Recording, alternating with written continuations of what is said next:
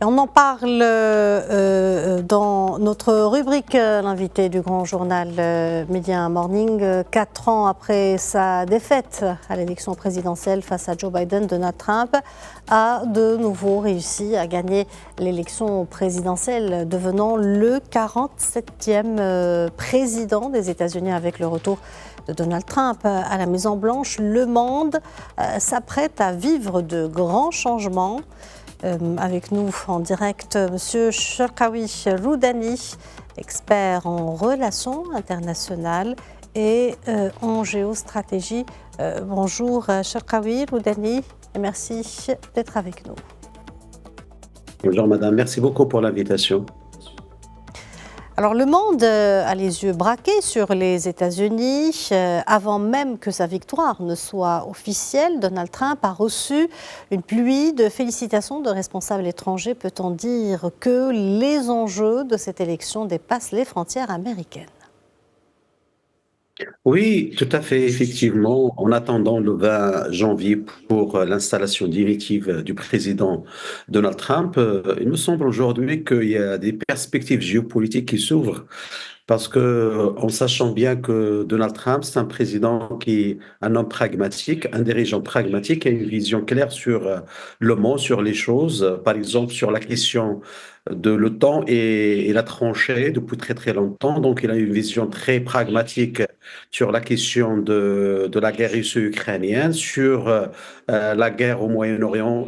Donc, tout le monde attend qu'il propose des solutions et qu'il a la capacité d'aller vers le cessez-le-feu dans cette région Moyen-Orient. Sur la Chine, on attend qu'il y aura vraiment un découplage économique entre l'économie ou bien entre l'écosystème économique chinois et l'écosystème économique américain. Et de fait, aujourd'hui, le monde entier, la preuve, c'est que dès son élection, la bourse, il a changé. Donc, les actions de plusieurs entreprises, il a changé. Le prix du baril de pétrole, il a chuté un petit peu. Donc c'est-à-dire, il y a des signaux comme quoi positifs. C'est-à-dire, il y a un pragmatisme qui va réaller sur plusieurs questions de dimension géostratégique, des questions de dimension internationale, notamment la guerre ukrainienne, que j'estime qu'il va trouver une solution adaptée et cohérente par rapport à l'équilibre géopolitique de la région et de la sous-région.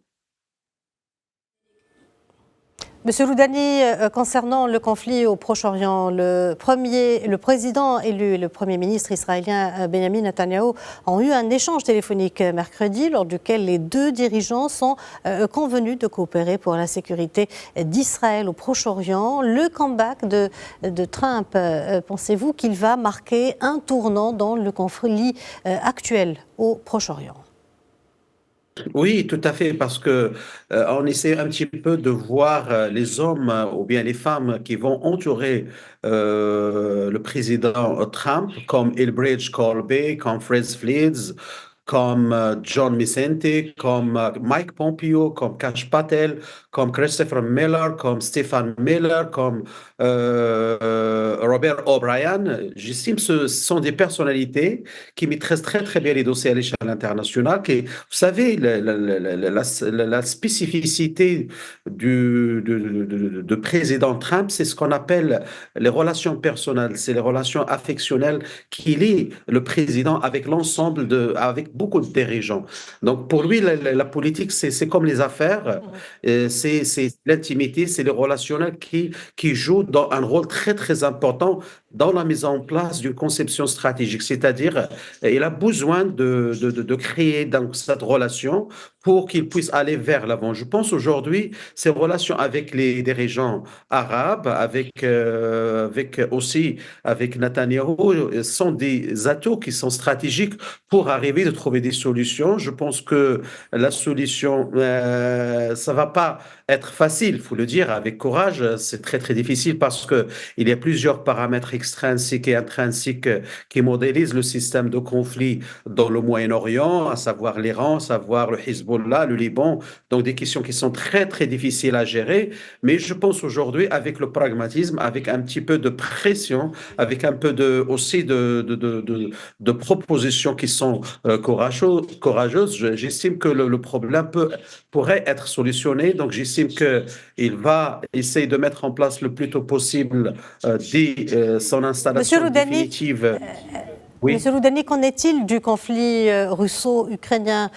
Donald Trump a assuré à maintes reprises qu'il était capable de négocier un terme à la guerre en Ukraine en 24 heures avant même son entrée en fonction. Que va-t-il advenir de l'Ukraine maintenant que Donald Trump est de retour à la Maison-Blanche? Oui, je pense que la guerre ukrainienne, c'est une guerre qui a ravagé donc l'économie mondiale. C'est une guerre qui a plusieurs ramifications à l'échelle de l'OTAN. Donc, il y a l'OTAN, il y a l'Union européenne, il y a aussi les pays de l'Europe de l'Est. Donc, j'estime que la guerre russo-ukrainienne, le problème, c'est une question de l'intégration de l'Ukraine à l'OTAN. Comment le président Trump ou bien ses conseillers comme Fred Vlietz ou bien Rick Greenhill pourraient trouver une solution qui est capable un petit peu de faire, souhaitant intégrer l'Ukraine dans l'OTAN pour créer donc une zone tampon à l'envers, diluer la crainte russe, ou bien, et aussi parce que, il faut le dire, que Donald Trump entretient des relations spéciales avec le président Poutine, et comme je viens de vous dire, les relations personnelles dans les relations internationales actuelles jouent un rôle très, très important.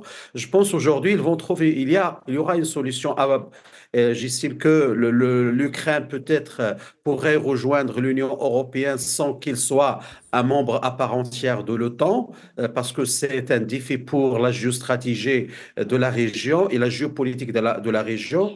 Donc, je pense qu'ils vont essayer de trouver une solution, surtout au niveau de financement de la guerre, parce qu'il ne faut pas oublier que le président Donald Trump, il aura une majorité au sein du Sénat, c'est-à-dire une facilité de faire passer n'importe quel amendement concernant la politique étrangère et particulièrement le financement de la guerre russo-ukrainienne, donc le financement de l'Ukraine. Donc je pense aujourd'hui soit que il va aussi, donc il ne faut pas oublier qu'il y a des exigences de l'administration Trump concernant l'OTAN et je pense même Stéphane Miller récemment il a parlé de que les pays européens ou bien les pays de l'OTAN doivent augmenter leur budget d'armement vers Monsieur, 3%, comme il a été donc. Monsieur Charkaoui, Oui. Monsieur Charkaoui Roudani, nous arrivons malheureusement à la fin de notre rubrique. Je vous remercie pour cet éclairage. Merci d'avoir répondu à nos questions. Et je rappelle que vous êtes expert en relations internationales et en